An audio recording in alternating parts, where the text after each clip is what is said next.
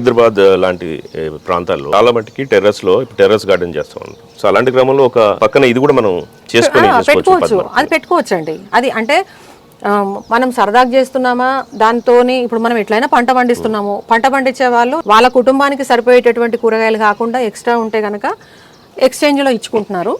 అంటే మీ దగ్గర ఉన్నాయి నాకు ఇవ్వండి, నా దగ్గర ఉన్నాయి మీకు ఇవ్వండి. అట్లా లేనటువంటి వాళ్ళు ఒకటి రెండు కుటుంబాలకి కూరగాయలు అమ్ముతున్నారు.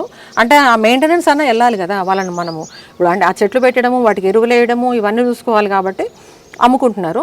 అట్లాంటి పరిస్థితుల్లో ఇది చేయడం వల్ల బెటర్ అండి. అంటే అన్ని సీజన్లలో కంటిన్యూగా కూరగాయలు రావు, మధ్యలో గ్యాప్ వస్తుంది. ఎప్పుడుదా ఓ నెల 2 నెలలు గ్యాప్ వస్తుంటుంది.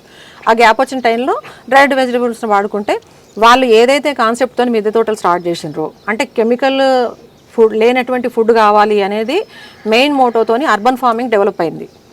అటువంటి టైం వాళ్ళకు మళ్ళీ మార్కెట్కి పోయి మధ్యలో 2 నెలలు కెమికల్ వేసిన కూరగాయలు ఎందుకు తినాలి, ఇది వాళ్ళకు ఉపయోగపడుతుంది.